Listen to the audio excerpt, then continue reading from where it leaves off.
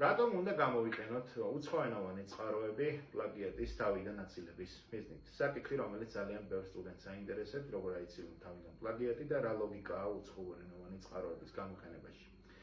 საქმე იმაში არის, რომ უცხოენოვანი წყაროები თავიდან გაცილებს პლაგიატს იმ ელემენტარული მიზეზით, რომ როგორც უკვე წინა ვიდეოებში გითხარით, პლაგიატის პროგრამა ხედავს ეგრეთ წოდებულ თანწყობას.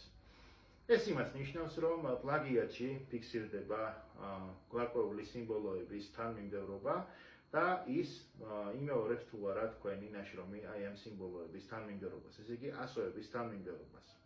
შესაბამისად, ამ თანმიმდევრობის შემოწმების დროს, თუ ტექსტი ქართულ ენაზე არის დაწერილი, იგი პლაგიატის პროგრამა ადარებს მას ქართულენოვან ტექსტებს და როდესაც თქვენ იყენებთ სხვა წყაროს, რომელიც საიდანაც თქვენ აკეთებთ პერეფრაზირებას, უნებრივი არის, რომ პერეფრაზირების გამოყენებით ეს ტექსტი ვერ ექნებოდა გამოყენებული ვერც ერთ სხვა ავტორს.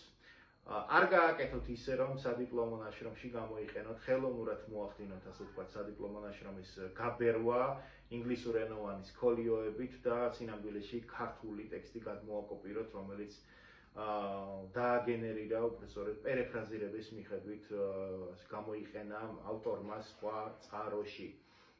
ესე იგი, თუ წყარო არის ინგლისურენოვანი წყარო და თქვენ მას, ასე ვთქვათ, სკოლიოების გაბევრების მიზნით იყენებთ და რეალურად ქართულ ტექსტს სვავთ ტექსტში, რომელიც, ასე ვთქვათ, სხვა ავტორის ქართულენოვანი ავტორის მიერ იქნა გამოყენებული, ამ შემთხვევაში, რა თქმა უნდა, ეგრეთ წოდებული უცხოენოვანი წყარო თავიდან პლაგიატს ვერ აგაცილებთ. ქართულენოვანი ტექსტზე, როდესაც მუშაობთ, გახსოვდეთ, რომ უნდა გამოიყენოთ უცხოურენოვანი წყაროები, ესე იგი, შეგიძლიათ ეს იყოს რუსული წყარო, ინგლისურენოვანი წყარო, ფრანგული წყარო, ვთქვათ, გერმანული, მნიშვნელობა არ აქვს, პრინციპში თავარია, რომ შესაბამისობაში იყოს თქვენი კვლევის საგანთან. რაც უფრო მეტი უცხოენოვანი წყარო გექნებათ გამოყენებული და პერეფრაზირებით დაწერილი, მით უფრო მაღალი იქნება იმისი ალბათობა, რომ თქვენს ტექსტში პლაგიატის ხვედრითი წილი დაიწევს. და კიდევ რა უნდა გააკეთოთ წყაროებთან მიმართებაში, რაც გეუბნებოდით, ეცადეთ, რომ ეს წყაროები იყოს ბოლოდროინდელი, ბოლო 5 წლის განმავლობაში. არ იყოს უფრო ძველი, ვიდრე ბოლო 5 წლის განმავლობაში შექმნილი წყაროები. განსაკუთრებით ყურადღება მიაქციეთ იმას, რომ სტატისტიკა უნდა იყოს ბოლოდროინდელი, აუცილებელი პირობა გახლავთ ეს.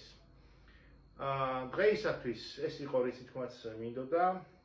გამოიწერეთ არხი, შემდგომშიც გავაგრძელებ ვიდეოების დადება სადიპლომო ნაშრომების მომზადების სხვადასხვა ასპექტების თაობაზე და ეს ინფორმაცია გამოსადეგი იქნება სტუდენტებისთვის, რომლებიც მიზნად ისახავენ სადიპლომო ნაშრომების მომზადებას, როგორც სამაგისტრო, ასევე სადოქტორო ან და საბაკალავრო სწავლების საფეხურზე. გისურვებთ წარმატებებს.